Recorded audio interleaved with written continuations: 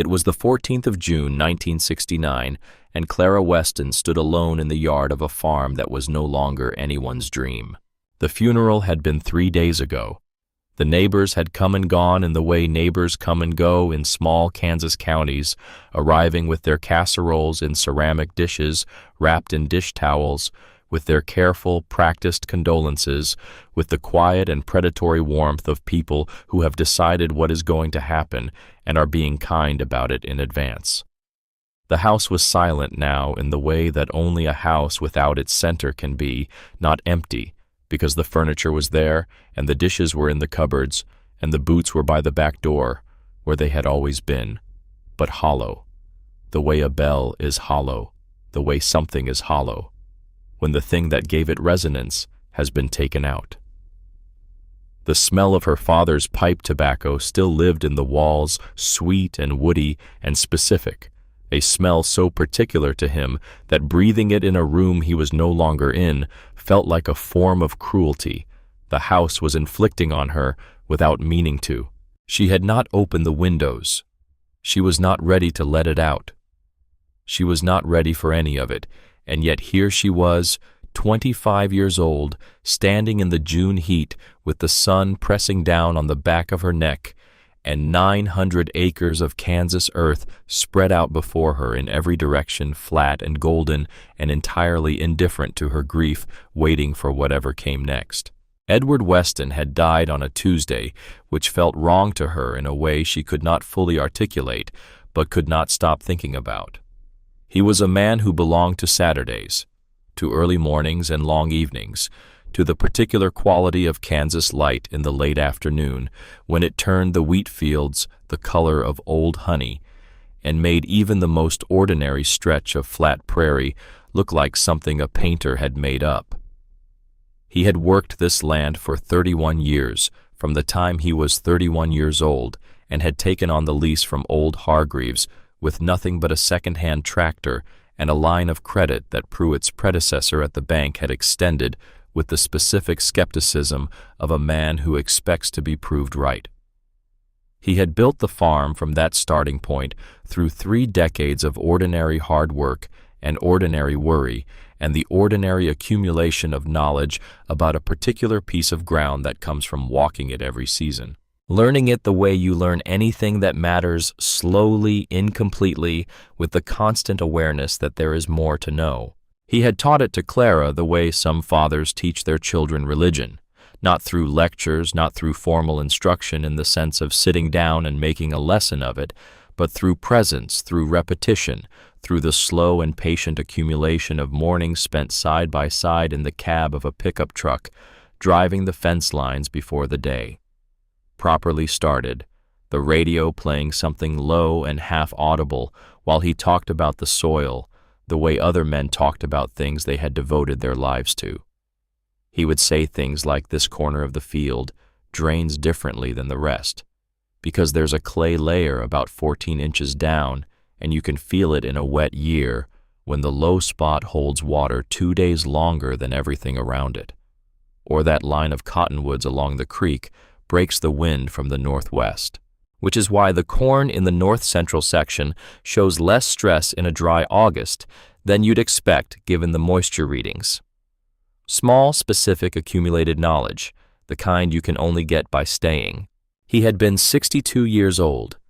His heart had given out in the east field on a Monday morning in early June, when the air had that quality it sometimes gets in Kansas in early summer, thick and still and faintly electric, as if the weather is thinking about doing something and hasn't decided what yet.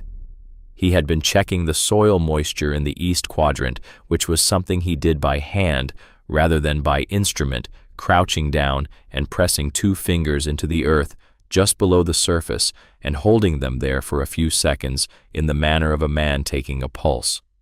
She had been in the barn when it happened. She had found him 40 minutes later, face down in the second row from the fence, the soil cool against his cheek. She had sat with him there until the ambulance came because it seemed wrong to leave him in the field alone. The land she had inherited was 900 acres of Kansas earth, a battered case tractor that had been manufactured in 1957 and had the mechanical temperament of something that had been working hard for a long time and intended to continue working hard on its own terms, a set of equipment that ranged from serviceable to deeply unreliable. A debt to the First Agricultural Bank of Hayes that ran to just under $40,000 in principal and accumulated interest, and 3 leather-bound journals that she had found on the bottom shelf of his office and had not yet opened. She had found the journals the morning after the funeral, pulling them out from behind a row of agricultural manuals, the standard practical guides that farmers kept on their shelves because they were the kind of thing farmers kept on their shelves, their spines uncracked and their pages clean. Reference material that existed primarily as evidence that the farmer who owned them was the kind of farmer who owned reference material. Behind these, pushed back against the wall where the shelf met the plaster, were 3 journals whose covers were worn smooth at the corners and whose leather had been darkened by years of handling to a color that suggested frequent use, the color of something that had been picked up and set down thousands of times. She had set them on the desk and left them there for 3 days. She was not ready for those yet either. Roy Callahan had come to the house the morning after the funeral, before the other neighbors arrived, and had found her in the kitchen. He was a large man.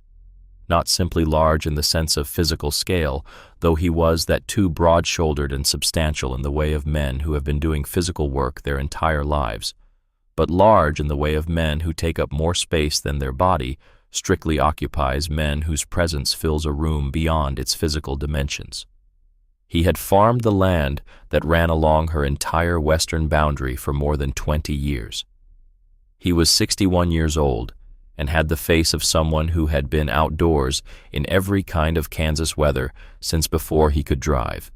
Tanned and creased and settled into an expression of permanent, moderate certainty, not unkind, but not particularly curious, either the face of a man who has formed his views about the world over a long period of time and does not expect them to change. He sat at the kitchen table without being invited, which was the kind of thing he did, and he wrapped his large, calloused hands around the mug she set in front of him and looked at her with the expression of a man who has come to say something for someone else's own good and has organized himself for the task. "Clara," he said, "your father was a fine man, one of the best this county ever produced, and I mean that in every way a man can mean it. I knew Edward for 30 years, and I never once saw him act small or act dishonest, and that is more than you can say about most men. And because of the respect I had for him, and because of the care I have for you, I'm going to speak to you plainly, rather than dress it up in ways that make it harder to hear."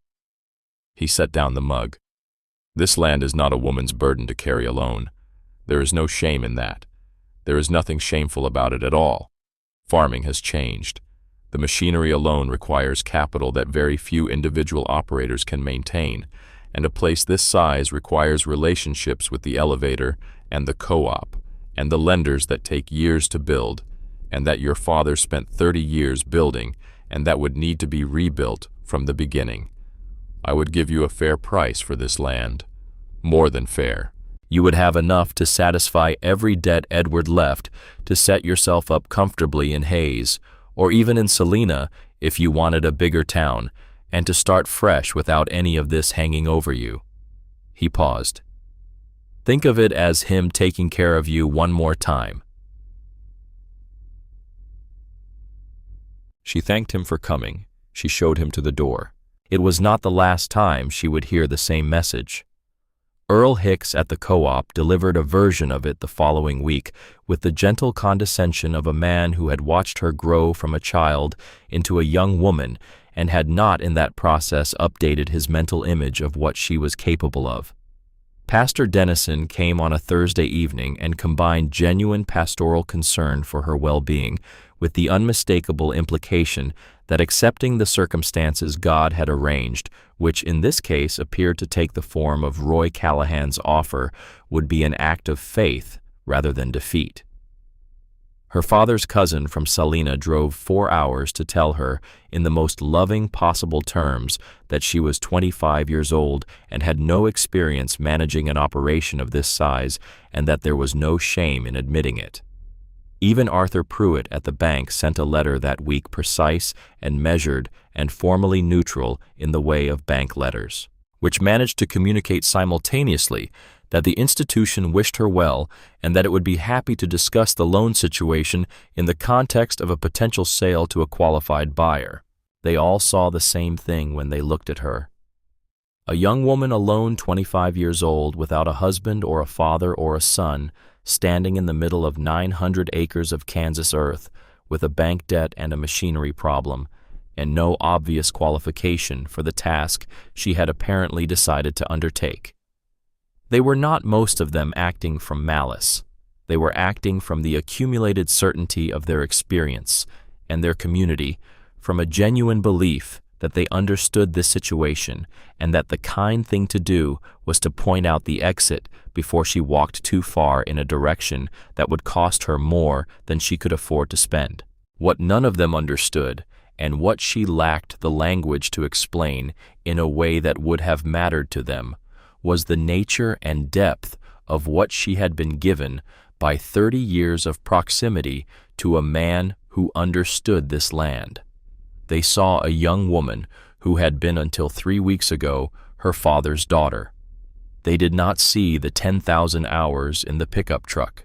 They did not see the conversations she had been having with this specific stretch of earth since before she could read conversations conducted in the language of boot soles and morning light and the feel of soil in open hands and the gradual wordless accumulation of knowledge that comes from being present in a place long enough for it to become part of you. She stayed.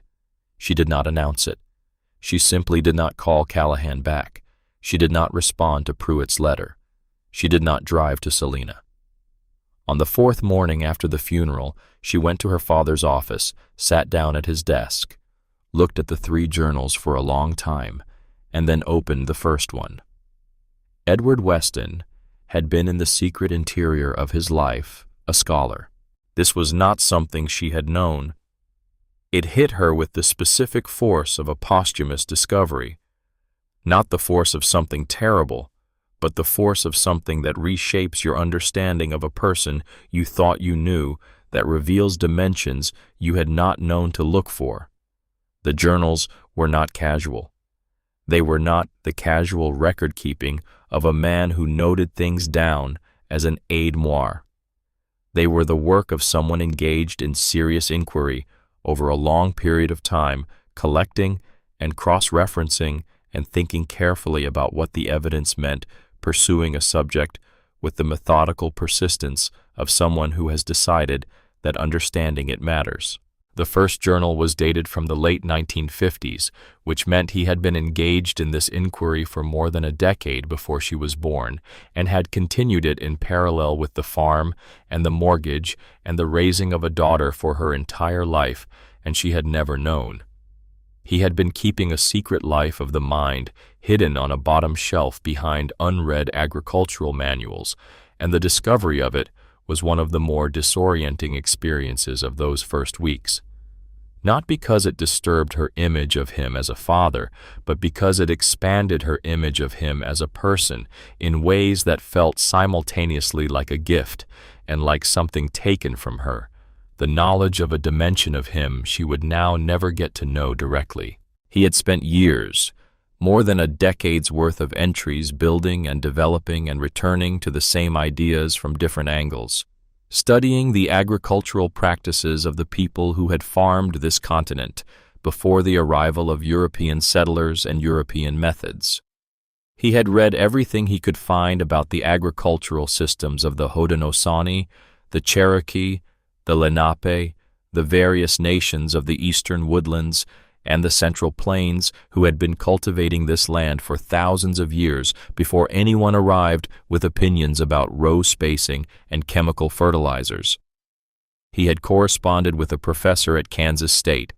She found the letters carefully folded and tucked into the back of the second journal, the academic's replies written in precise, cautious language, That was clearly the language of a man pleased to have found a farmer willing to engage seriously with material. He spent his professional life studying without much practical application in sight. He had read translated excerpts from medieval European farming texts that described crop rotation and soil management practices long abandoned in favor of the industrial model. He had sent away for pamphlets from organizations whose names did not appear in any of the agricultural directories she was familiar with, organizations working in the space between academic research and practical farming, the space that the county extension office had never acknowledged existed. At the center of everything in those journals, the axis around which all the inquiry revolved, was one idea. A system of farming so old and so thoroughly superseded by the machinery of modern agriculture that it existed now only in the academic literature and in the memory of the communities who had developed it. A system he called in his own notes, using a name she had encountered before, without context, the Three Sisters: corn, beans, squash, not planted in rows. This was the essential departure, the thing that made it incomprehensible to the men at the co-op, and incompatible with the machinery of modern agriculture, and invisible as an agricultural system to anyone who had been trained to think of farming in terms of row spacing and combine clearance.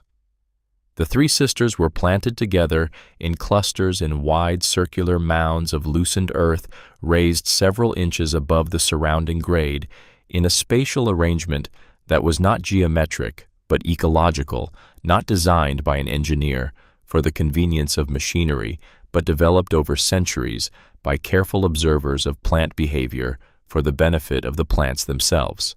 The corn was planted first near the center of each mound, where its tall stalk would rise above the surrounding vegetation and catch the maximum light. But the corn's role in the system was not merely to produce corn.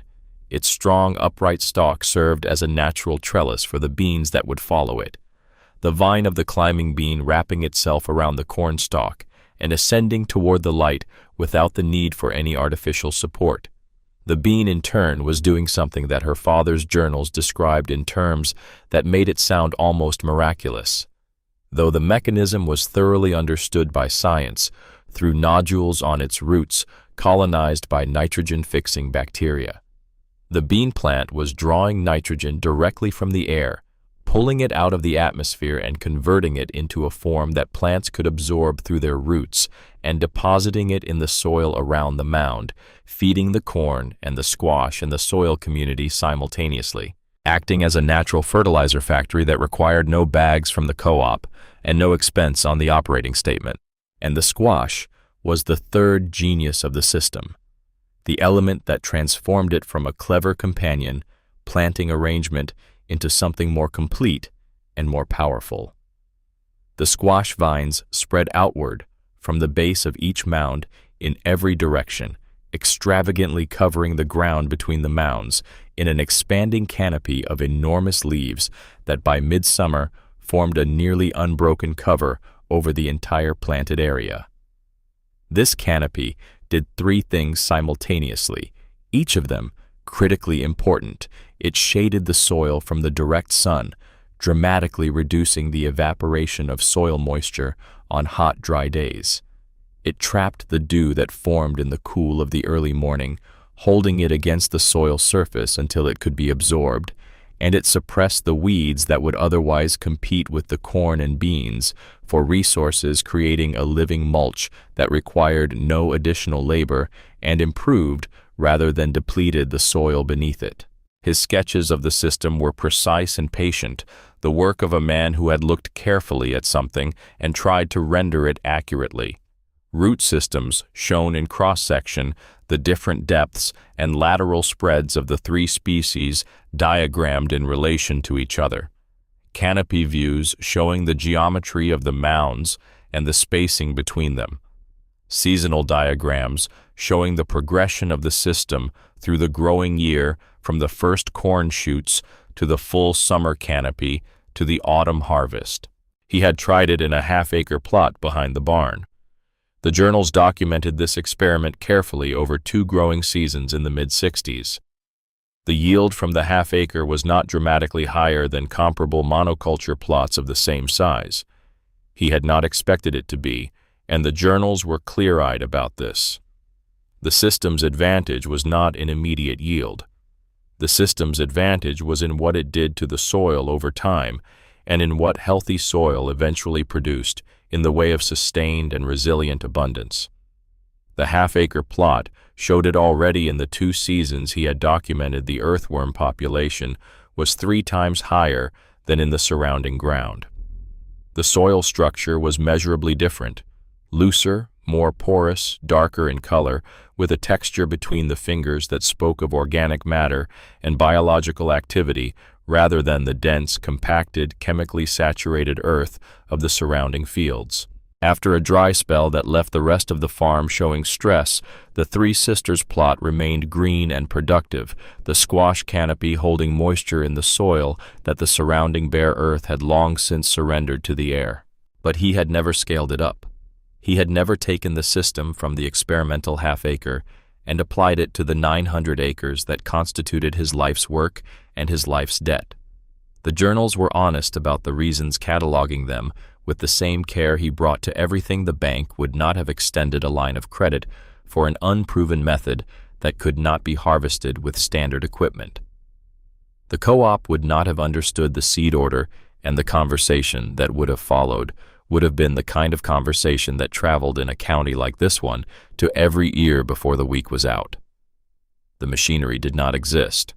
There was no planter in Rooks County, and possibly none in the state of Kansas, designed to plant 3 different seeds in mounded clusters rather than single seed rows, and fabricating one was a significant engineering project that was beyond his resources, or possibly beyond what he could justify allocating his resources to. And there was a daughter to raise, and a mortgage that needed the predictable yield of a predictable system, and a community of peers whose good opinion was both practically important and personally meaningful to a man who had lived among them for 30 years.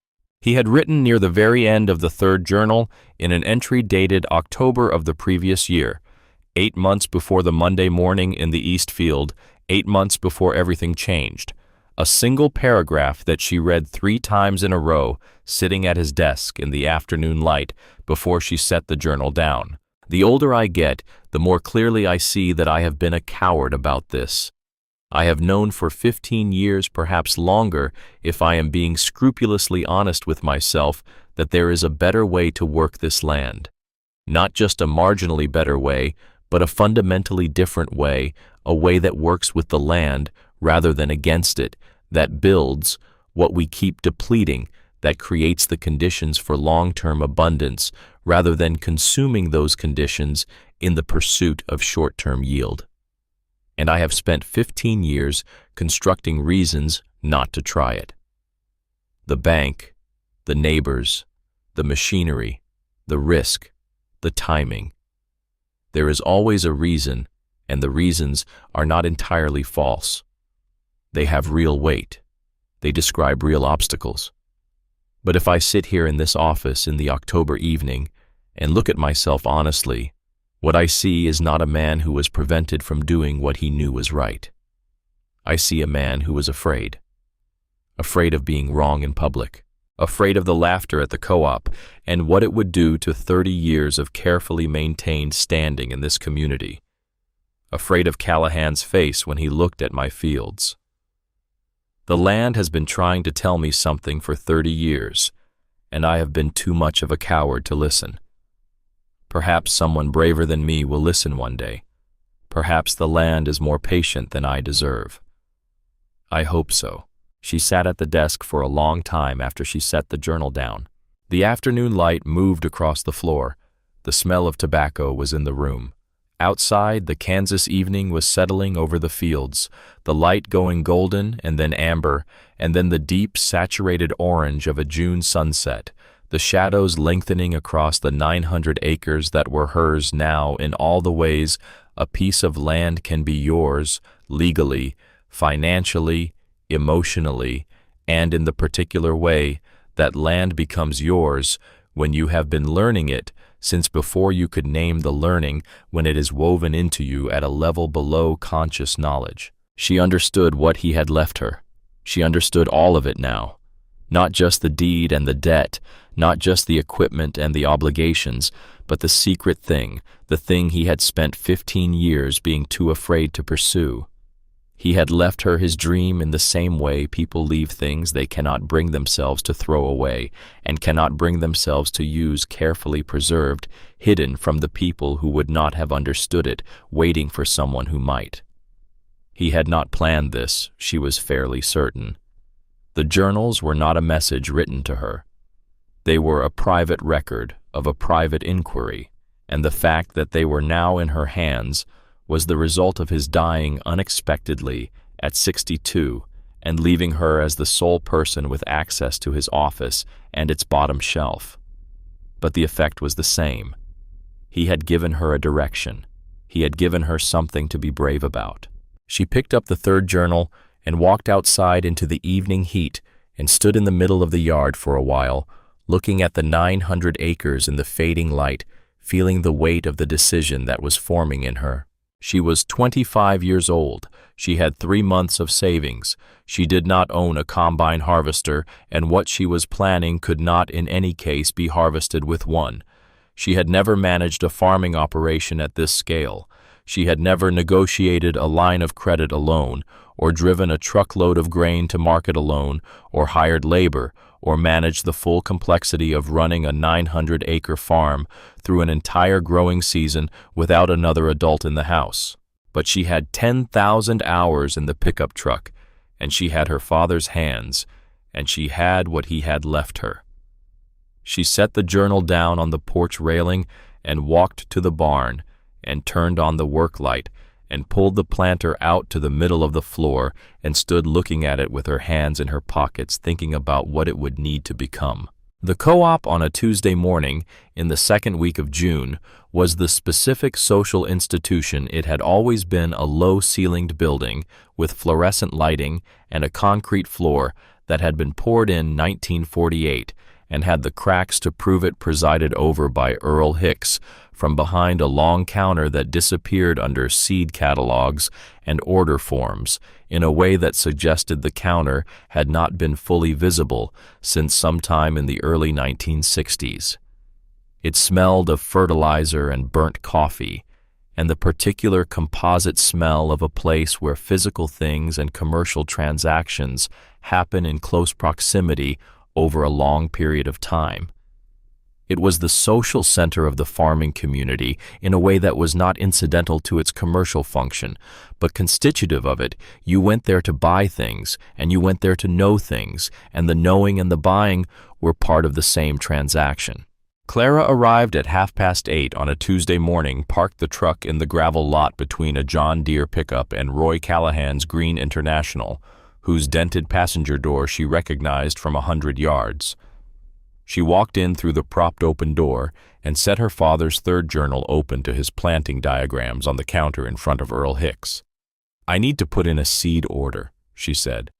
"Corn, pole beans, and summer squash. Enough for 900 acres.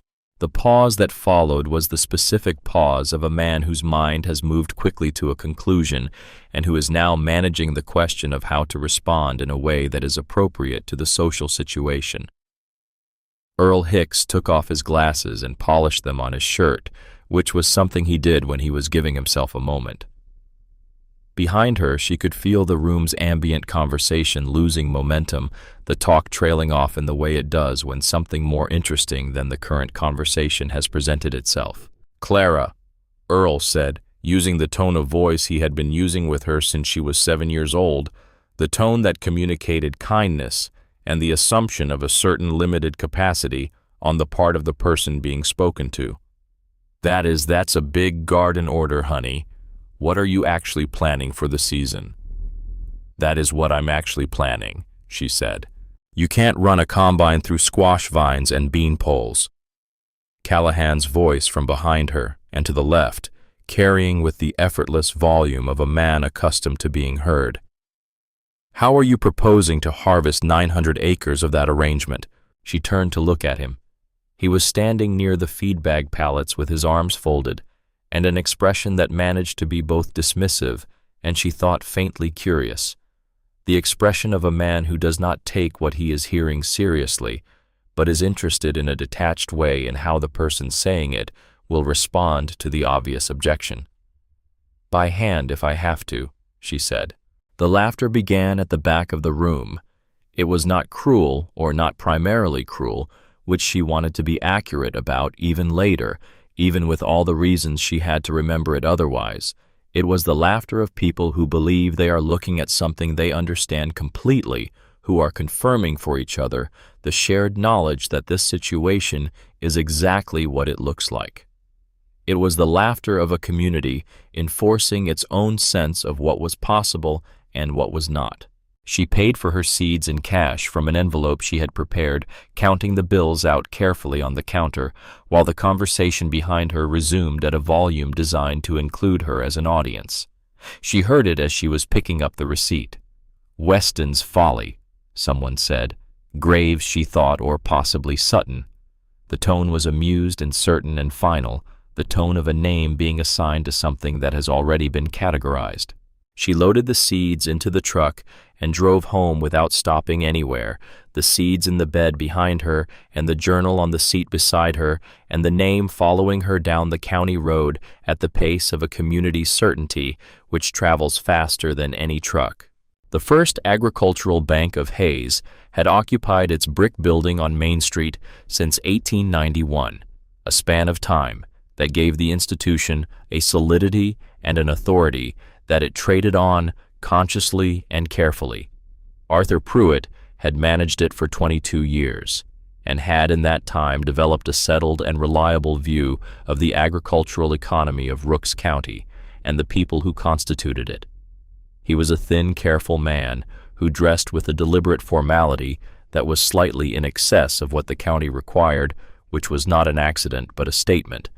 The statement that the office he occupied operated according to different rules than the world outside it, that the math inside this building was not subject to the enthusiasms and the hopes and the errors of judgment that governed ordinary human decision-making. He had, in 22 years, seen enough farmers stake their operations on ideas that did not survive contact with a dry summer or a bad market to have developed a thorough and professionally grounded skepticism about departures from proven practice. He listened to Clara's proposal without expression. She had prepared carefully. She had spent 3 evenings reading the science underlying what her father had documented, going beyond the journals to the agricultural research literature that Finch's letters had pointed her toward, working through what she could access from the library in Hayes. She had organized the material the way she had observed that Pruitt preferred things sequentially, evidentially, without appeals to sentiment or personal narrative. She brought the journals. She explained nitrogen fixation in terms a man with a financial background could follow. She showed him the yield projections her father had developed for years 3 and 4 of a three-sister system. She described the soil science, the relationship between organic matter content and water retention, between biological activity and long-term fertility, as clearly and precisely as she could manage. When she finished, he looked at the journal she had placed on his desk for a moment, and then he closed it with a care that was its own kind of dismissal and pushed it gently back toward her. "Clara." His voice was not unkind, but it was what it was. The voice of an institution declining a request. "Your father was clearly a thoughtful man, and these notes represent a significant amount of careful reading. But the bank does not extend credit based on thoughtful notes. We extend credit based on demonstrated yields, collateralizable assets, and proven farming methods with known risk profiles. What you are describing does not meet any of those criteria. It cannot be harvested with standard equipment, which makes your harvesting costs unpredictable at best and prohibitive at worst. It has never been attempted at this scale, which means there is no yield data and no basis for financial modeling, and it represents a departure from every assumption underlying the valuation of the land and equipment that constitute your collateral." He paused and let the weight of the words settle. Mr. Callahan has made a standing offer for your property. It is a serious offer from a creditworthy operator with a demonstrated track record. I would encourage you to take it. I am not selling, she said. He sighed. It was the sigh of a man who has watched people make predictable mistakes from the vantage point of someone who could see them coming and could not prevent them. He opened a folder that he had already prepared, which told her he had expected this conversation to go this way. Your father maintained a secondary savings account separate from the operating accounts. The balance is $4,200. I am prepared to authorize a loan against 60% of that balance, approximately $2,500, which I will extend as an agricultural operating loan for the current season. He closed the folder. I want to be plain with you about what this means in practical terms. $2,500 is not sufficient capital to operate a 900-acre farm through a full growing season by conventional methods. It is not designed to succeed. It is designed to allow you to make an attempt, which I believe you are determined to make, regardless of what I say, before the financial realities make further operation impossible. He looked at her steadily. I am extending this as a courtesy to your father's memory, and because it is my professional judgment that you will have exhausted these funds and reconsidered your position before the end of the growing season. She took the money. She thanked him for his time. She stood up and shook his hand with the firmness of someone who has decided something. She drove home in the late afternoon, the long Kansas shadows crossing the road in front of her, the air warm and smelling of dust, and something underneath it, the particular smell of earth in early summer before anything has been planted, when the ground still holds the memory of the winter and the promise of what the season might produce. She pulled into the yard and sat in the truck for a moment with the engine off, looking at the barn and the equipment shed and the fields stretching in every direction under the enormous Kansas sky. $2,500, 900 acres, one woman, a dead man's dream, a bank loan calibrated to fail, a county full of people who had already written the ending. She got out of the truck and walked to the barn. The machine was wrong for the job. She had known this from the first hour she spent examining it after the funeral, and she had spent the 2 weeks since then working through the engineering problem of how to make it right. Her father's planter was a good machine for what it had been built to do, drop a single variety of seed into a prepared furrow at consistent intervals with the regularity and efficiency of a mechanism designed for that specific purpose and nothing else. For the three sisters, it was useless in its current form. The three sisters required a fundamentally different planting geometry.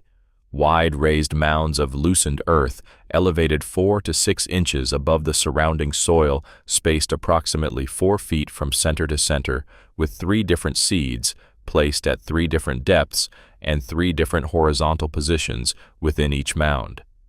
The corn at the center and deepest in the position of greatest soil, warmth, and moisture.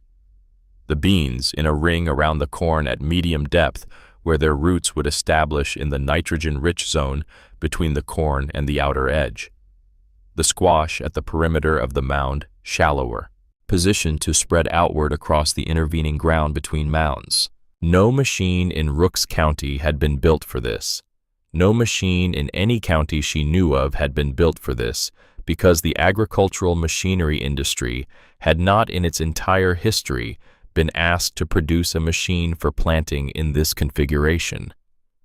The three sisters had been planted by hand for thousands of years, and had then been replaced by a system that required no such machine, and so no such machine existed. She would have to build one. Or rather, she would have to modify what she had into something that could do what she needed, which was a different problem. A problem of fabrication and modification rather than design from scratch, and a problem that was within the range of what her father had taught her to do in the barn with the welding equipment and the metalworking tools she had been using since she was 16. She spent the first 3 weeks of June in the barn, working from the diagrams in the journals and from her own increasingly confident reading of the mechanical problem. She extended the planter's arms using steel stock from the equipment shed, fabricating brackets and extensions that would produce the wider mound spacing. She built new seed drops from copper tubing and sheet metal shaping each one to match the geometry she needed for the 3 seed types.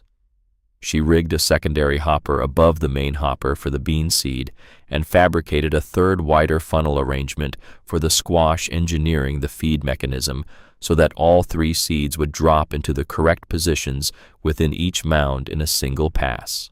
She burned her forearm once on the welding equipment and cut her left hand twice on sheet metal edges, and spent an afternoon attacking a corroded bolt with penetrating oil and a cheater bar until her hands were shaking and the bolt had moved approximately 1/4 of an inch, and she went inside and ate dinner and came back out and finished it. She tested it on the south field on a Thursday afternoon in the 3rd week of June, taking the rebuilt machine out to the section of the farm where the soil was deepest and most forgiving. She made a single pass, shut off the tractor, climbed down, and walked the length of what she had just planted, crouching every few feet to brush the loose soil aside and examine the placement. The corn seed was where it needed to be.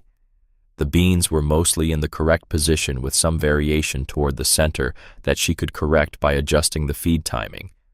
The squash was the least consistent, the funnel geometry not quite producing the lateral spread she needed, depositing some seeds too close to the center of the mound.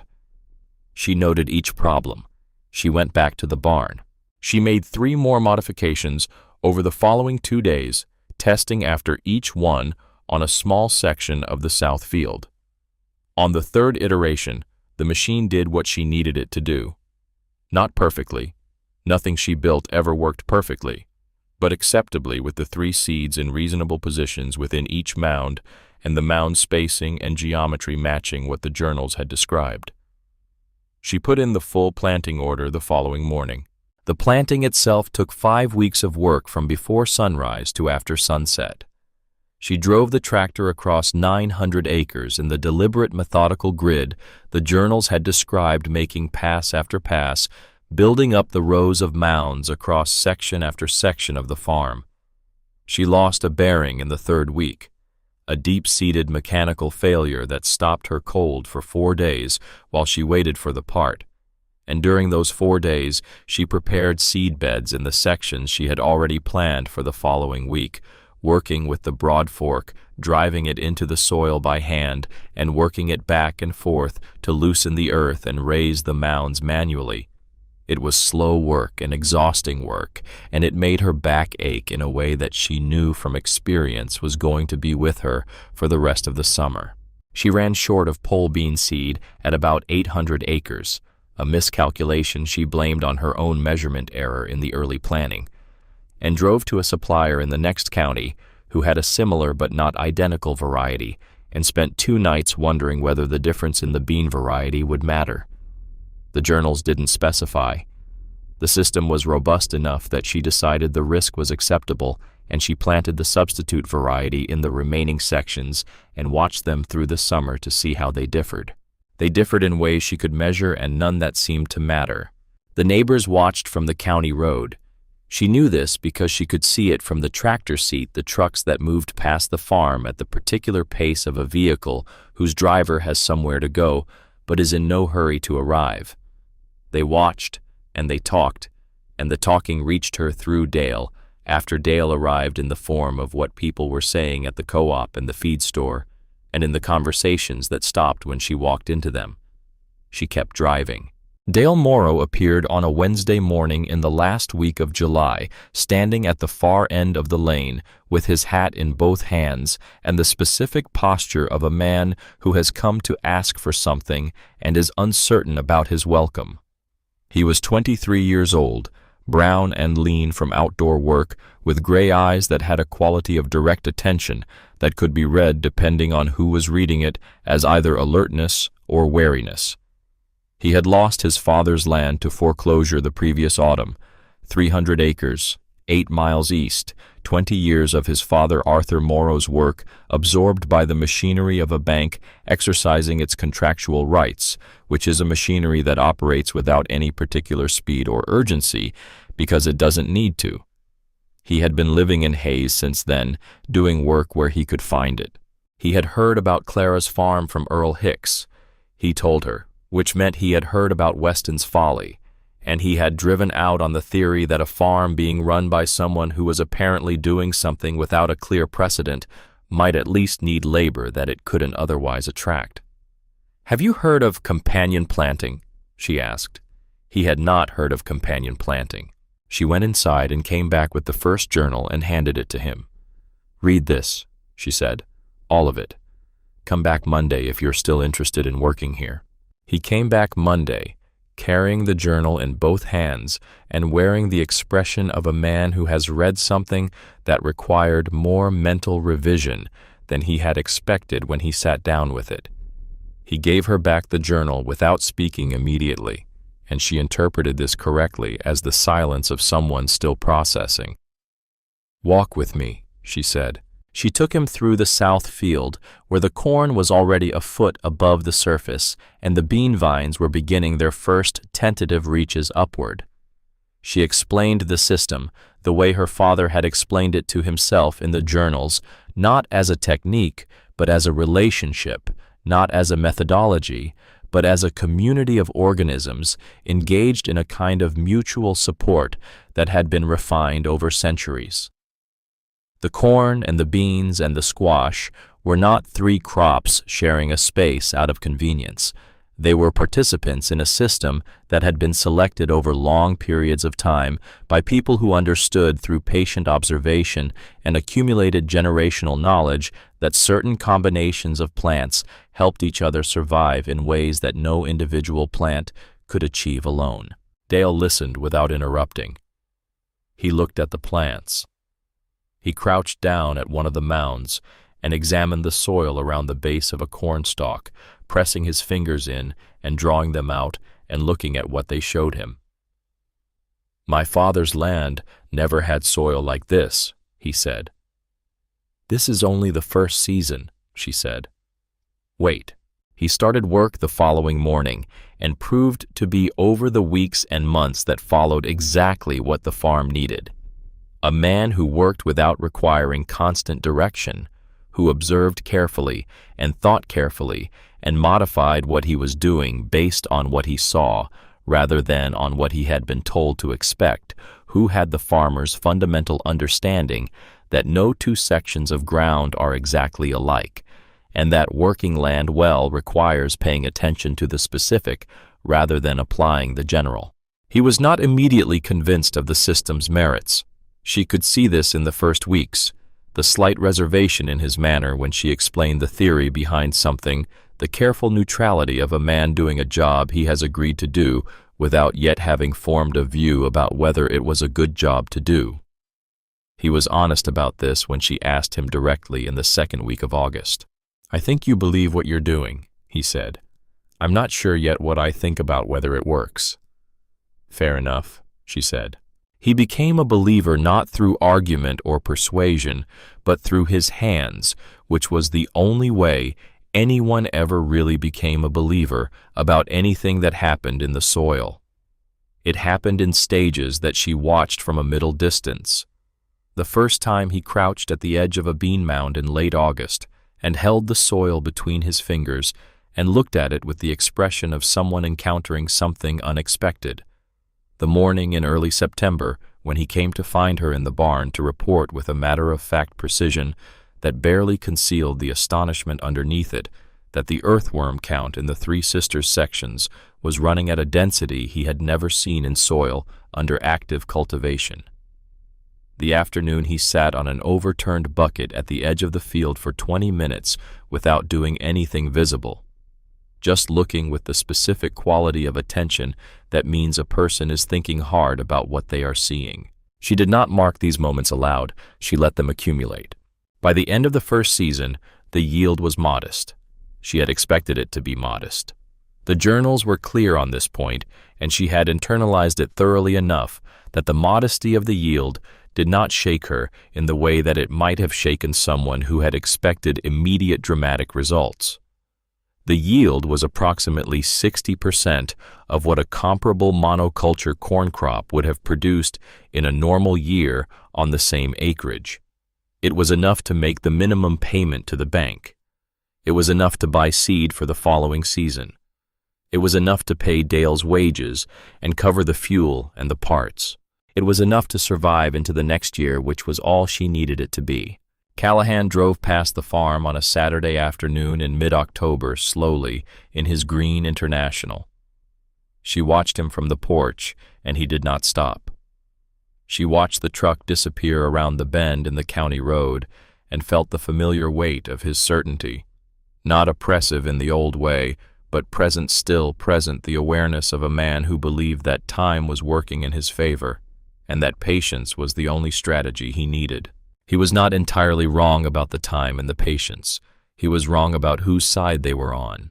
The second year, the nitrogen that the beans had been fixing into the soil since the first season began to produce results that were visible to anyone who knew what they were looking at.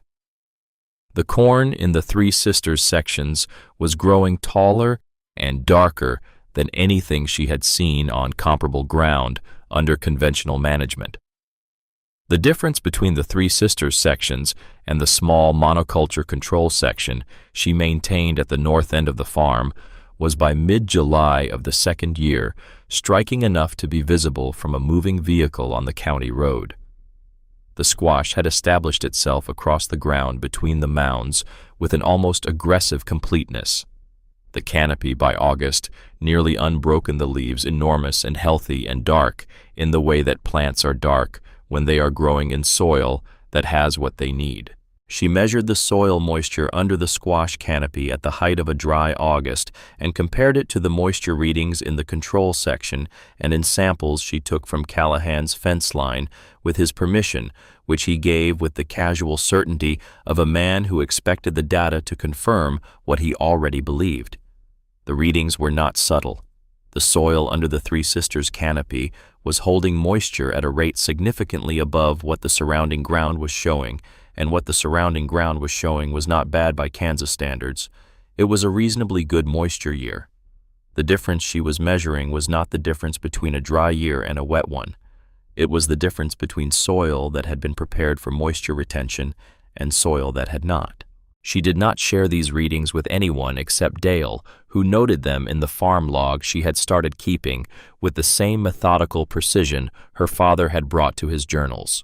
The yield in the second year improved. Not dramatically, not the kind of improvement that would have drawn attention or silenced the co-op, but consistently and across the whole farm in a way that told her the system was working everywhere rather than in isolated sections. Approximately 75% of what a comparable monoculture year would have produced.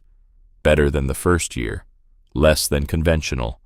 Enough to make the bank payment comfortably with a margin she had not had the year before. In the third year, a professor from Kansas State drove out to her farm. He came with Arthur Pruitt, which was the first unusual thing about the visit. Pruitt made farm calls when borrowers were in trouble, which was a known pattern, not a surprise. Pruitt making a farm call in the company of an academic from the agronomy department was not a pattern she had seen before and was not something she had prepared for. The academic's name was Harold Finch.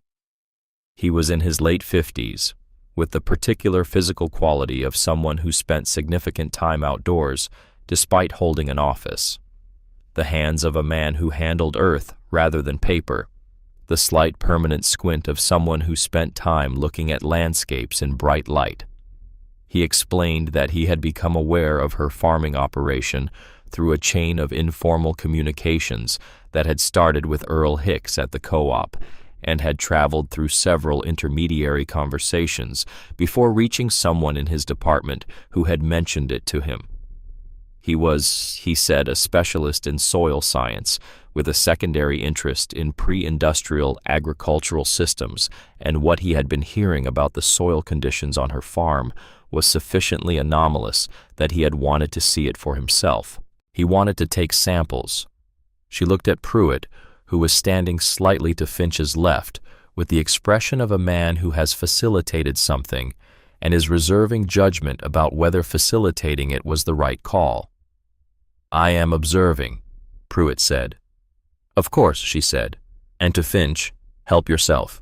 He took 11 samples from locations distributed across the farm, working with the methodical efficiency of someone who has done this many times before, placing each core carefully in a labeled container, noting data in a small notebook. He walked the entire planted area over 4 hours, moving slowly, stopping often, crouching frequently. At one point in the south field, she watched from 30 yards as he sat back on his heels in the middle of a bean section and went completely still for what she estimated was 3 minutes, not examining anything, not writing anything, just sitting in the field with the posture of a man whose categories had just been quietly rearranged. When he was leaving, he paused at the edge of the field with his sample kit and looked at her with an expression that was, she thought, the expression of a scientist trying to hold off a premature conclusion. 6 to 8 weeks for results, he said. I'll be in touch. She thought about the samples for weeks after he left. She thought about what they might show and what they might mean and what Finch would do with what they showed and what that might mean for the farm, for her position with the bank, for the conversations at the co-op, for the whole complicated balance of forces that had been in an uneasy equilibrium for 3 years and that she was not yet ready to disturb. She was not ready yet. She needed one more season. The results arrived 7 weeks after Finch's visit in a letter on Kansas State letterhead typed in the careful professional language of an academic presenting data. She read it standing at the kitchen counter with the same quality of attention she had given to the bank letters and the legal documents and the financial statements, the attention of a person reading for consequences. The nitrogen content of her soil was 340% above the regional average for active agricultural land in dryland Kansas. The organic matter content was 4 times the county median. The microbial biomass, the population of bacteria and fungi that constitute the invisible engine of soil, fertility breaking down organic matter into nutrients, creating the chemical and structural environment in which plant roots can function, was substantially elevated beyond what existing models predicted for cultivated soil.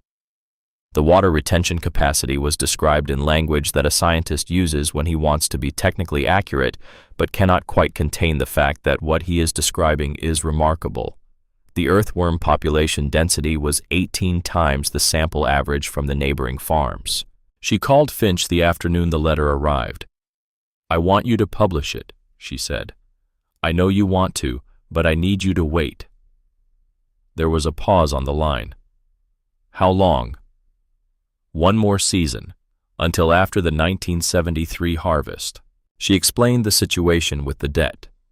She explained Callahan's position as a creditor, which she had learned from Dale's source at the title office and which Finch had not known about. She explained that if the scientific interest in her farm became public before she had demonstrated a full cycle of documented production, the attention would arrive at a moment when she was still financially exposed, when Callahan still held a position that could be exercised against her in the right circumstances. 1 more season of documented production. 1 more year of proof that the system was not a curiosity, but a working agricultural operation. Then Finch could publish whatever he wanted. 1 year? Finch said. "I'll hold the paper for 1 year." She put down the phone and went back to work. Dale brought her the news about the debt purchase on an evening in late November, sitting at the kitchen table with his coat still on because he had come in directly from the truck, his face carrying the expression of a man who has discovered something he wishes he hadn't and is now managing the question of how to deliver it. He had been in Hayes for a brake part and had run into a man he knew at the title office who had mentioned the transaction in passing under the assumption that Clara already knew. Callahan had acquired a significant portion of her operating loan debt from Pruitt's institution. The mechanics of it were a standard form of agricultural financial maneuvering. A creditor selling debt to a third party at a discount, the kind of transaction that happened regularly and was recorded in documents that were technically public but practically invisible unless you knew to look for them. The effect was straightforward. If the farm defaulted on its loan, Callahan's position as a creditor would put him near the front of the line for the asset that secured the debt. He had done this in the first year probably, while she was in the barn welding modifications onto the planter, while she was walking the south field at dawn, checking on the first plantings while she was reading her father's journals for the 5th and 10th time. Roy Callahan had been quietly acquiring the financial instrument that would allow him to take the land, even if she never sold voluntarily. "He's been planning this for 4 years, Dale said. He was watching her face carefully, the way you watch someone's face when you have delivered news that might produce a range of responses. "Yes," she said, "so have I." But there was a night in December that came as close as anything in 4 years to breaking her. It was the 15th of the month. The temperature had dropped to 8 degrees overnight, which was cold even by Kansas winter standards, and she had been in the barn since 8 in the morning trying to repair a stress fracture in the cultivator's main frame, a crack that had appeared in the steel at the modified joint, the place where the additional weight of her extended configuration had been working against the original structural geometry for 3 growing seasons. She had welded it twice. Both times the weld had held for 20 minutes and then failed, the crack opening again slightly to the left of where she had sealed it. She couldn't tell whether it was a bad weld or a problem with the base metal at that location, or simply a consequence of the modification being more structurally compromised than she had realized when she made it. What she could tell was that she had now spent 10 hours in the cold without solving the problem, that her hands were raw from the cold, and the work that her back had been a source of continuous low-grade complaints since September, and that she had about enough money in the account for 1 more set of seeds and 1 more season's fuel, and not a significant amount beyond that. She sat on the floor of the barn with the welding hood pushed up on her head and the single work lamp making long, uneven shadows on the walls and the cultivator's broken frame in front of her, and she felt the full weight of the thing she had committed to. Not the physical weight, which was a companion she had made her peace with a long time ago. The other kind of weight. The weight of having been right about something for 4 years in a world that could not yet see that she was right, and of not knowing still in the cold of December in the 4th year whether the proof she was building was going to arrive before she ran out of the resources required to keep building it. She sat there for a while without moving. Then she went inside and got the 3rd journal and came back to the office and sat on the floor and read it aloud. Not to study the technique. She knew the technique. She read it aloud because she needed to hear the words in a voice in the silence of the house, and her own voice was the only voice she had for this purpose now. She read the passage about the land being a community. She read the one about cooperation over command, about the farmer who joins nature rather than fighting it.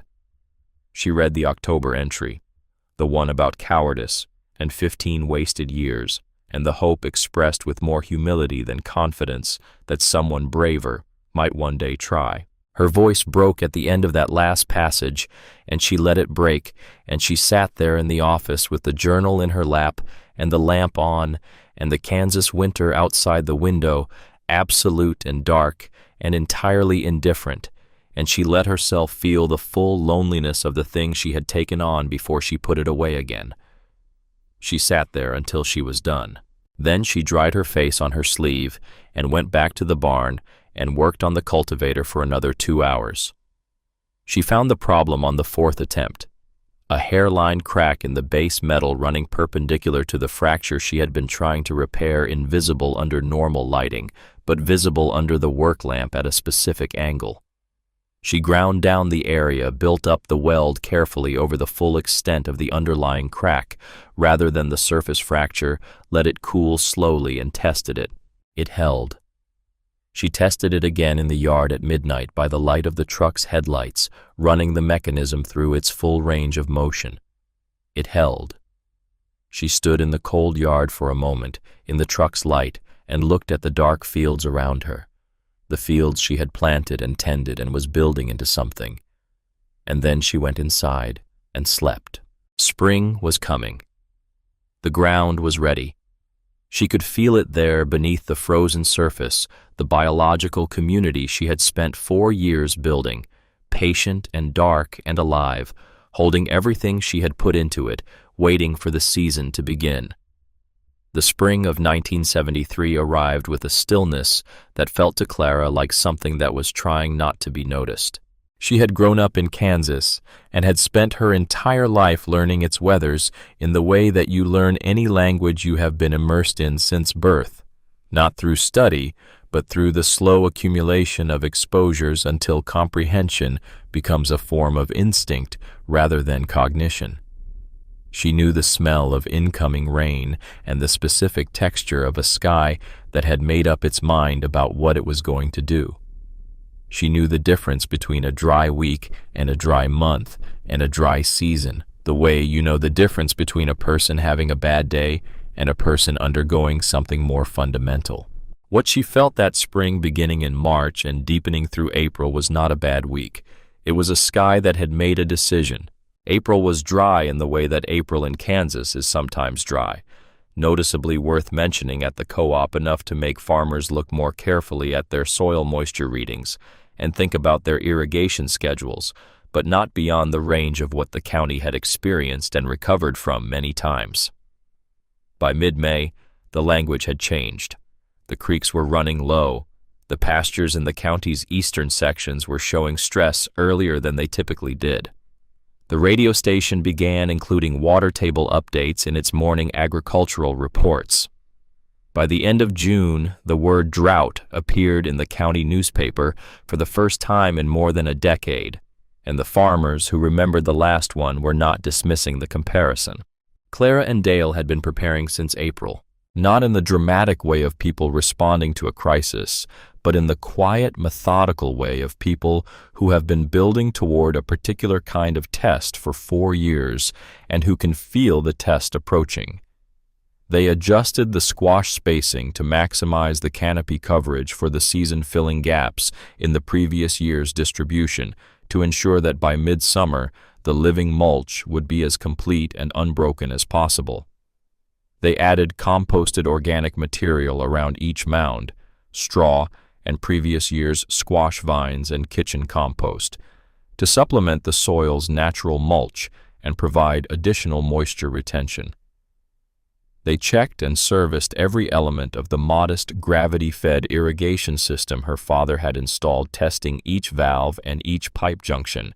They did not use the irrigation system yet. They were not sure they would need to. The neighboring farms continued doing what they had always done because there was no reason visible to them from inside the model they were operating in to do anything else. Their soil was what it had always been. Their practices were what they had always been. The drought was an external condition to be managed through irrigation, and they would irrigate more, and the aquifer would supply what was needed, and the season would be difficult, but the crop would be made. This was the assumption. It was a reasonable assumption based on all previous experience. It was wrong in the specific way that assumptions become wrong when they are tested by conditions outside the range for which the assumption was designed. July arrived with a quality of heat that the county had not experienced in 30 years, and those who remembered the last time it had been like this were not wrong to remember it with apprehension. The temperature reached 107 on the 14th of July. It did not drop below 90 for the following 3 weeks.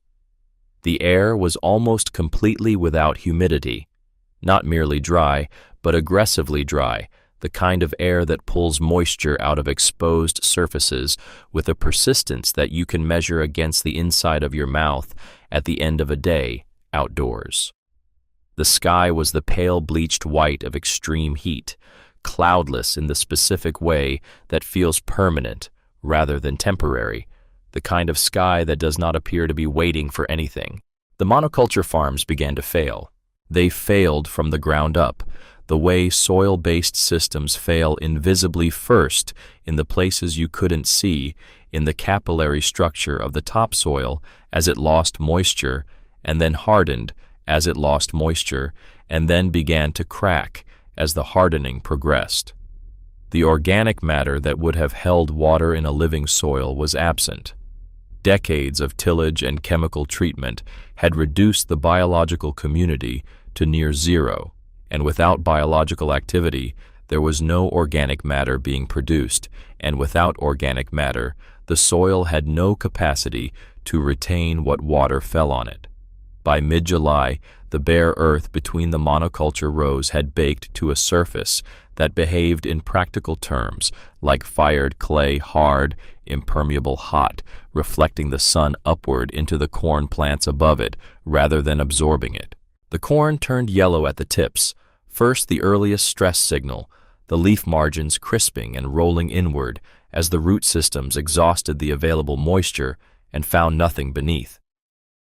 The shallow roots that monoculture corn develops, shallow because the soil above them has been tilled and chemically treated in ways that discourage deep root development, could not reach the retreating water table. The county got a fierce afternoon thunderstorm in the third week of July, a genuine downpour of the kind that would normally relieve drought, stress significantly, and the rain sheeted off the hard-pan fields without penetrating, carrying topsoil from the bare sections between rows, leaving the ground less able to absorb water than it had been before the storm. Farmers stood at the edges of their fields and watched their year's work die. These were not careless men. They were not bad farmers. They were good farmers, operating a system that had been designed for normal years and that had no resilience built into it for the specific kind of failure that extreme heat and prolonged drought produced. The system was efficient for extraction in good conditions and catastrophically vulnerable when the conditions changed, and the conditions had changed. From the county road along the eastern edge of the Weston property, the contrast was visible to anyone who drove past, and everyone who drove past slowed down to look at it. To the east, Callahan's fields, and beyond them, the neighboring farms, the corn rows visible as lines of yellow-brown stalks against pale, cracked earth, the whole landscape having the color and the texture of something that had given up. To the west, Clara's 900 acres green and dense and implausibly alive, the corn stalks moving in the small hot breeze, the bean vines climbing high, the squash canopy, a continuous and unbroken cover from fence line to fence line. Dale came back from town in the third week of July with the specific expression of a man who has heard things that have confirmed something he already suspected. "They're calling it the island," he said. "People are driving out of their way to look at it." "What are they saying about it?" "Mostly that they don't understand it." He paused. "Some of them are saying there must be something wrong with their soil readings, or that you're irrigating from some source nobody knows about." "What do you say?" "I tell them to look at the squash canopy and think about what it's doing to the soil temperature underneath it." "What do they say to that?" "Most of them haven't thought about soil temperature before." He was quiet for a moment. "They're starting to, though. The squash was doing what it had always done, what it had been bred over centuries to do, what her father's journals had described, with a precision that now seemed in the context of the July heat almost prophetic. The enormous leaves, and they were truly enormous in the fourth year of an established system, larger than anything a first-year planting, produced the result of root systems that went deep and drew on soil moisture and nutrition that the shallower plantings of earlier seasons had not been able to access, spread across the ground between the mounds in a canopy that from above would have been nearly unbroken. Beneath that canopy, the soil was protected from direct sunlight. The evaporation that was stripping moisture from every exposed field in the county was not happening beneath the squash leaves because the mechanism that drove evaporation, the sun's direct radiation on the soil surface, was blocked by the canopy. The dew that formed in the brief cool of the early mornings before the heat built was being held against the soil surface rather than burned off at 7 a.m. The moisture in the soil was staying where it was. The corn stalks rising through the canopy and into the open air above it were not immune to the heat, but they had roots that went deeper than the monoculture corn around them because the soil they grew in had the structure and the biological activity that encouraged deep rooting, and those deep roots were finding moisture that the surrounding farm's root systems could not reach.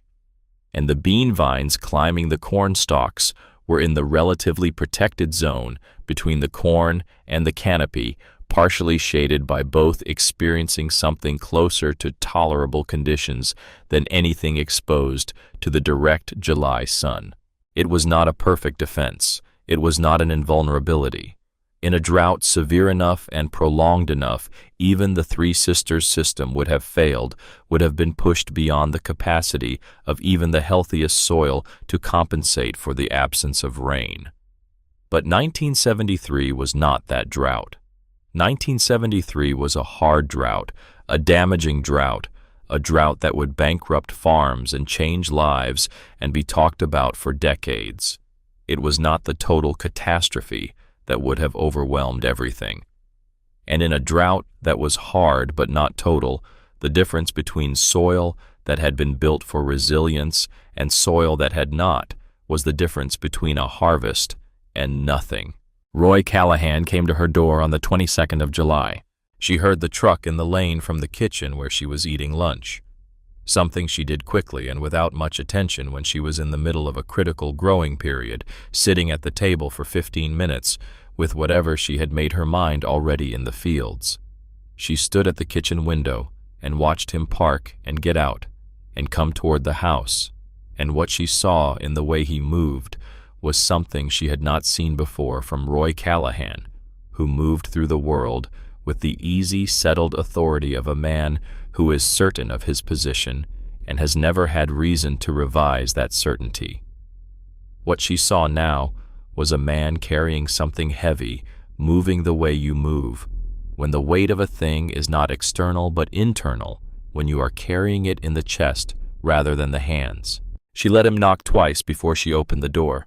He stood on the porch with his hat in his hands and looked at her, and his face was the face of a man who has been reduced to something more basic than he was comfortable being. The authority was still there, the physical presence, the years of accumulated standing in the community. Those things don't disappear in a single season, even a season like this one. But underneath them, visible now in a way it hadn't been before, was something more human. A man in trouble trying to figure out how to say so to a person he had been certain for 4 years would be in trouble long before he was. "I need to ask you something," he said. She waited. He told her about the corn yield projections, which were catastrophic. He told her about the irrigation, the pumps running continuously drawing on the aquifer at a rate that the aquifer was not replenishing, the water table dropping week by week. He told her about the hard pan, which he had noticed himself now in his east field, the way the rain ran off rather than soaking in. He asked her about her wells, about her soil, about whether there was any water she could share, any method she could recommend that might salvage something from the remaining weeks of the season. She looked at him for a moment. "Roy," she said the first time she had used his first name 4 years into their adversarial proximity, and he noticed it. She could see him notice it. "Your soil cannot hold water right now, no matter how much you give it. The hard pan in your east field goes down 18 inches. I've been able to see the surface structure from the fence line. The organic matter is gone. The biological community is gone. There is nothing that can be done for those fields this season. Not by me, not by anyone." He looked at her. He did not argue, which surprised her. Arguing was what she had expected. What she saw instead was a man updating his model of reality in real time, receiving information that his previous model had told him he would never receive from this source, and processing it with the specific quiet pain of someone who has been wrong about something in a way that costs. "How long did it take you," he said, "to get your soil to where it is?" "4 years," she said, "from scratch in the first season." He nodded. He turned and looked out at the county road, at the landscape beyond it, the brown and brittle world that the July heat had made the fields dying in the distance. He turned back. "I put everything on the corn this year," he said quietly. "Everything I had." "I know," she said. "I'm sorry, Roy." She watched his truck move down the lane and turn north onto the county road and disappear, the dust hanging in the still, hot air long after the truck was out of sight. She stood at the porch railing for a while, looking at the fields, thinking about how a drought doesn't care about intentions or histories or the complicated human stories that get attached to pieces of land. A drought is just physics. The physics of evaporation exceeding precipitation of roots, outrunning moisture of soil structure, either helping or not. The drought was not making a judgment. It was just showing what was there. Arthur Pruitt's dark sedan appeared in her driveway on the 1st of August. He had driven out from Hayes without calling first, which was unusual. He parked carefully in the yard and got out in his suit, which looked as wrong in the August heat as it always did in a field context, and he looked at her and at the fields and said nothing for a moment. She had the sense that he had driven the county road before turning into her lane, that he had seen the two fields side by side from the road and had needed to drive in and see it close to believe what he had seen. She walked with him to the fence line without speaking. They stood there together and looked at both fields. Hers to one side, Callahan's to the other, the difference between them as complete and clear as an argument with only one side remaining. Pruitt bent down. She had not anticipated this. A man in a good suit in August in Kansas in the middle of a drought, bending down in a field to push aside a squash leaf with one hand and press the other flat against the earth. He held his hand there, and the expression on his face as he did this was something she would remember for the rest of her life.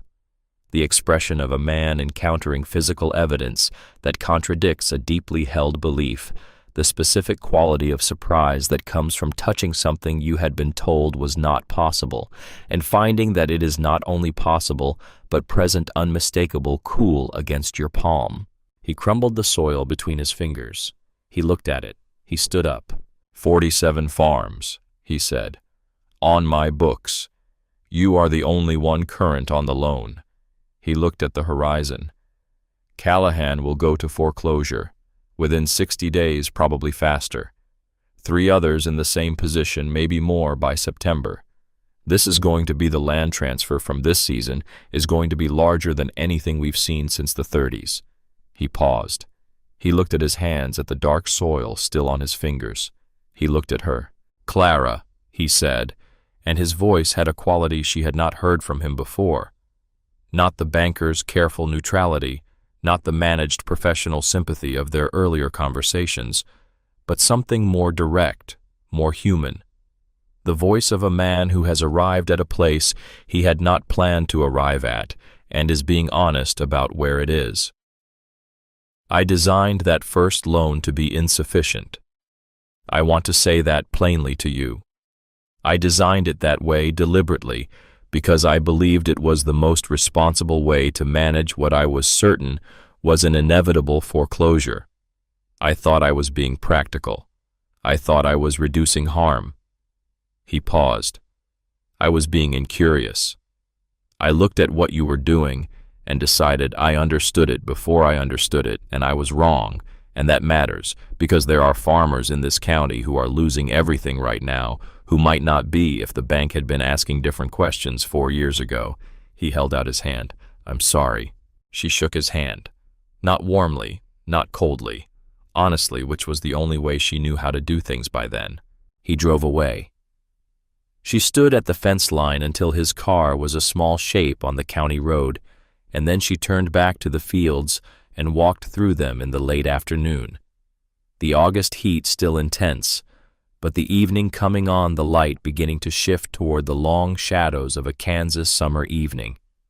She walked among the corn and the beans and the squash and listened to the sounds the field made. The small sounds, the insect sounds, the wind through the leaves, and felt the specific satisfaction of a person who has built something real and has watched it be tested and has seen it hold.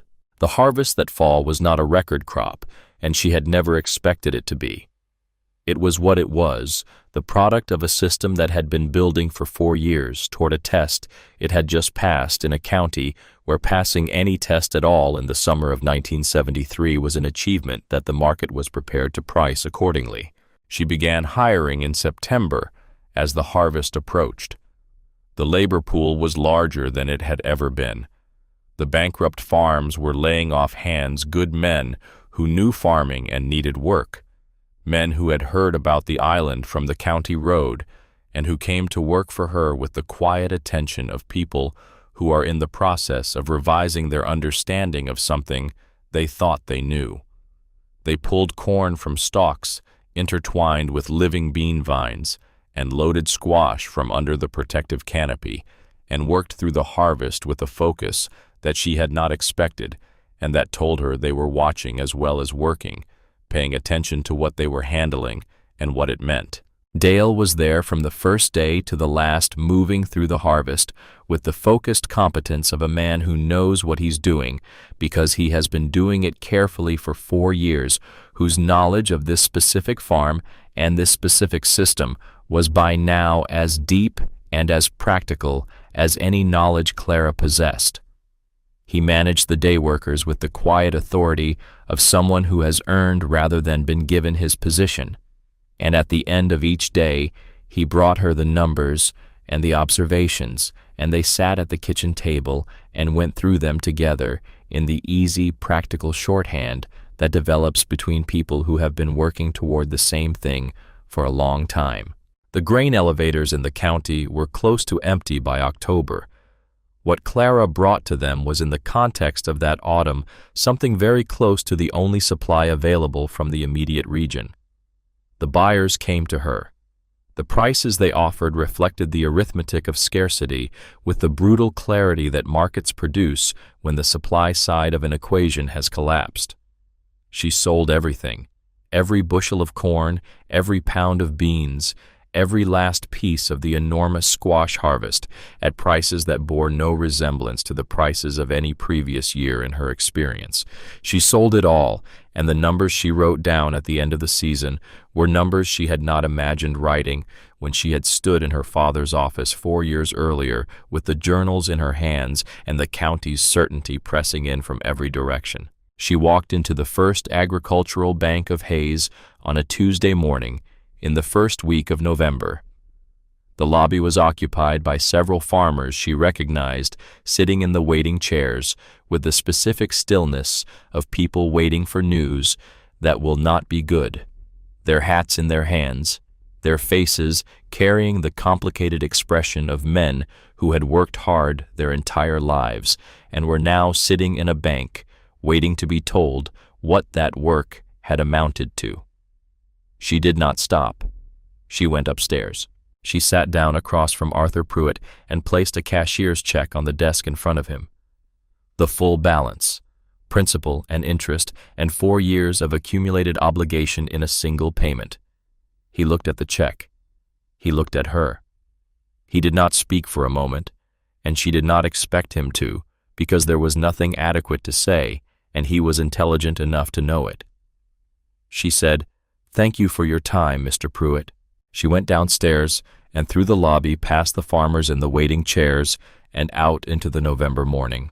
The foreclosure auction for the Callahan farm was held on the 4th of December in the county assessor's office, a room that smelled of dust and old paper and institutional heating, a room in which things were transferred from one set of hands to another by the mechanism of financial necessity.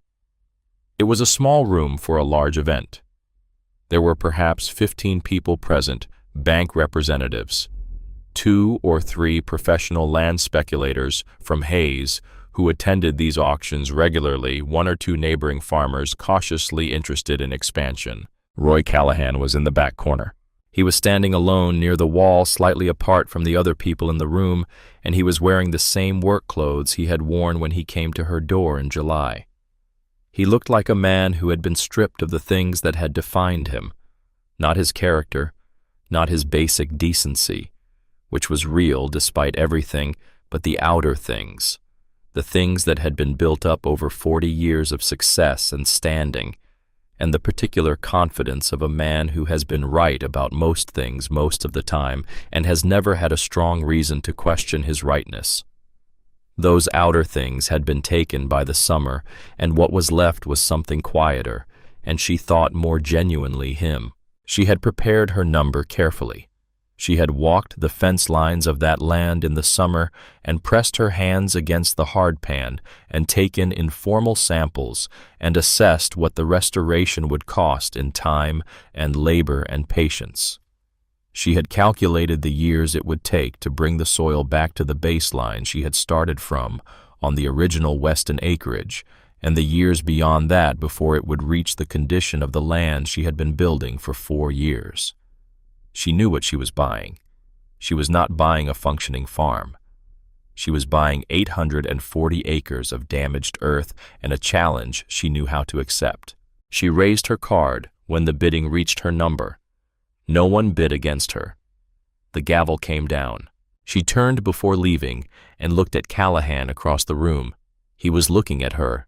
The distance between them was maybe 20 feet across a room that had already half emptied, the other bidders moving toward the door, the bankers gathering their papers.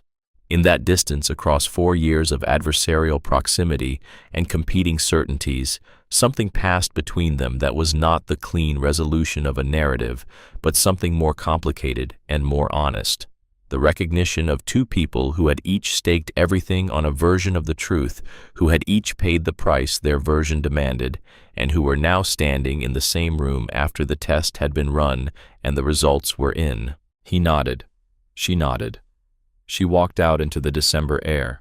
The paper that Harold Finch published in the spring of 1974 was 43 pages in the Journal of Agronomy, data-dense, and carefully qualified in the way of scientific papers whose authors know they are making significant claims and want to be unassailable on methodology. The data it presented, nitrogen content, organic matter levels, water retention, coefficients, microbial biomass, earthworm population density, was clear enough and reproducible enough that the scientific community's response was not dismissal, but engagement, which was a different and more productive kind of challenge. Other researchers came to Kansas. Other researchers took samples and ran their own analyses. The data held. The conversation it started was a long one. It is still going on. Over the years, the language of that conversation changed and developed as the research field grew. People gave names to what Clara had been doing, the way scientists give names to things that exist before the naming soil, health management, integrated polyculture, regenerative systems, agriculture, and finally the phrase that seemed to settle into wide use and stay there, the phrase that appeared in increasing numbers of academic papers and agricultural extension bulletins, and eventually in mainstream agricultural journalism, regenerative agriculture. Clara read about it. She found the conversation interesting and the terminology useful, and occasionally found herself smiling at the way in which a specific instance of something she had been doing on a specific farm in Kansas for a decade was being generalized into a framework and a movement and a school of thought, the way things that work tend to become eventually theories. She called what she practiced farming. The University Extension Office sent a graduate student in the summer of 1975. He was earnest and well prepared and somewhat overwhelmed by the difference between what he had read about in the literature and what he was standing in the middle of. She walked him through the fields and answered his questions and showed him the soil and let him take his samples. He came back the following year with colleagues. They kept coming back, different configurations of researchers and students, and Clara answered their questions and walked them through the fields and showed them what she knew, which by then was substantial enough to fill several courses that she was never officially credited with teaching. The farm grew over the years in the quiet way of things that are tended rather than forced. The Callahan land took 7 full years to restore. 7 years of cover crops and compost and careful work with the three sisters' rotation and the additional techniques she had developed since the first season. By the end of those 7 years, the soil on the former Callahan property was biologically and structurally indistinguishable from the original Weston acreage. 2 more parcels came to her over the following decade, both damaged in the familiar ways, both restored by the patient application of what she knew. The total operation grew to nearly 3,000 acres, managed with an efficiency that bore no resemblance to the industrial model and was more efficient than that model in every way that ultimately mattered: lower input costs, stable and increasing fertility soil that sustained rather than consumed itself, systems that required less intervention as they matured rather than more. Dale Morrow stayed. He became over the years something more than an employee without ever having a conversation about becoming something more. These transitions happen in farming partnerships, the way they happen in long relationships, generally through the accumulation of shared work and shared knowledge and shared belief in the thing you are both building, until the distinction between employer and employee is less accurate than the description partners. He brought Patricia, who taught school in Hayes, and who became part of the operation in the way of people who marry into farming families gradually through proximity and contribution until the farm was as much hers as anyone's. Their children grew up on the land, which was something Clara had not anticipated and which added a dimension to the farm that she had not planned for and would not have traded. Arthur Pruitt retired in 1981. In what was one of the smaller ironies of the story, he spent the final years of his career as an advocate for soil health criteria in agricultural lending, the exact reversal of the position he had held for 22 years, arrived at by the root of having been comprehensively wrong about something that mattered. He sent Clara a personal letter when he retired, which was unusual enough to be significant. A letter that thanked her for the conversation in August of 1973, and that said without asking for absolution that he hoped she understood the scale of what she had built. She wrote back and said that she was glad he understood it too. Roy Callahan found his way back to farming. Smaller scale, different methods, with the particular care of a man who has had his assumptions tested to destruction and has rebuilt them more carefully on the other side of the experience. He leased 40 acres from a neighbor in 1977 and began again without the large machinery and the certainty and the financial leverage that had characterized his previous operation. He came to the Weston farm twice over the following years, and on both occasions he and Clara walked the fields together, and she showed him what she did without commentary, and he watched with the attention of a man who has finally become genuinely curious about something he spent a long time being certain about. She was 61 years old the summer she walked the fields with her granddaughter. The girl was 14, with her great-grandfather's quality of attention, that specific, unhurried way of looking at things that doesn't rush to name what it sees, that stays with the observation long enough for the observation to develop into something more than a first impression. She had his eyes, or something functionally equivalent to them, the eyes of someone who notices. The farm on that morning was everything, and more than what her father had dreamed in his secret journals on the bottom shelf of the office. The three sisters still grew in their ancient configuration across the whole of the original acreage and the restored land beyond it, because they were the foundation, the act that had made everything else possible, and she had never seen a reason to change the foundation. Around and among them in the rotation, she had refined over decades, grew the cover crops and the legumes and the deep-rooted perennials that fed the soil through the fallow periods that built organic matter and maintained the biological community that was the engine of everything the farm produced. The hedgerows that her father had wanted but never planted were tall now, full of birds and insects that represented a different kind of productivity than the kind measured in bushels per acre. The creek that ran through the southern section was clear and healthy in its restored bed, supporting populations of organisms that the university biologists came to study every spring. She led the girl to the office. The room still had something of her father in it.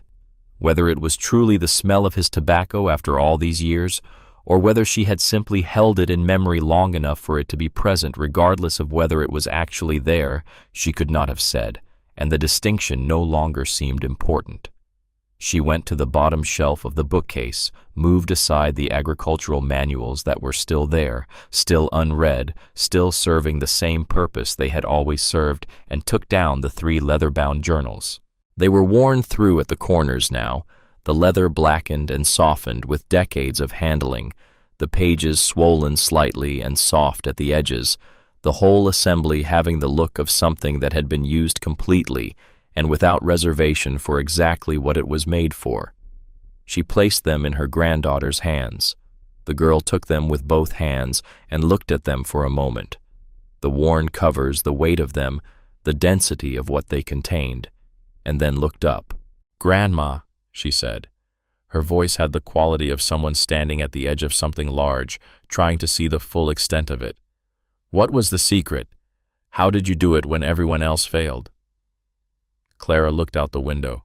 The fields were moving in the morning light, the slow and specific motion of a healthy crop in a gentle wind. The corn and the beans and the squash doing what they had been doing on this land for 50 years now. The leaves turning toward the light, the roots going down into the dark, the whole extraordinary, ordinary system proceeding in its ancient, patient, reliable way. She thought about Earl Hicks at the co-op. The laughter moving through the room on a Tuesday morning in June 1969, the specific sound of a community enforcing its sense of what was possible. She thought about Arthur Pruitt's hands in the August soil, dark soil, cool against his pale banker's fingers, the expression on his face when he stood up. She thought about Roy Callahan in the back of the auction room, his arms at his sides nodding across 20 feet of institutional carpet. She thought about Dale, 23 years old, and skeptical, sitting in the barn with the first journal in his hands and the expression of a man whose categories were being quietly rearranged. She thought about him 30 years later walking the fields before the sun was fully up because he wanted to see what the morning did to the dew on the squash leaves. She thought about her father alone in this room late at night, writing in secret about a world that the county could not yet imagine. Writing about cooperation and patience and the intelligence of systems that human agriculture had abandoned in favor of systems that were more efficient in the short run and more fragile in every way that ultimately mattered. Writing with the quiet passion of a man who knew something true and did not know what to do with knowing it. Leaving the evidence behind on a bottom shelf wrapped in leather, patient as the earth it described, waiting for someone who might be braver than he had been. She looked at her granddaughter's face, at the careful attention there, at the way the girl held the journals with both hands with the instinctive care of someone who understands that what she is holding is not merely old, but significant. "They told me," Clara said, "that you couldn't run a machine through a field like that." The girl waited. "They were right," Clara said. Her voice was quiet and clear and entirely certain. "What they never thought to ask was whether the field, if you gave it enough time and treated it with enough respect and listened to it with enough patience, could learn to run itself." She looked at the journals in her granddaughter's hands. She looked at the fields outside the window. She looked at the girl's face, and in it she saw her father's curiosity and her own stubbornness and the long, patient work of a family that had learned over 2 generations to ask the right question and then to stay. "That's all farming is," she said, "asking the right question and being willing to stay long enough for the land to answer." Outside, the Kansas morning was bright and clean, and entirely itself the kind of morning that this land produced in abundance when you gave it reason to, and the corn moved in its long, slow wave across the hill, and the beans climbed toward the light with the unhurried certainty of things that know what they are doing, and the great squash leaves turned their faces to the sun. Three sisters, still tending each other, after all these years, still doing the ancient work, still keeping faith with the ground beneath them and the sky above, still running themselves.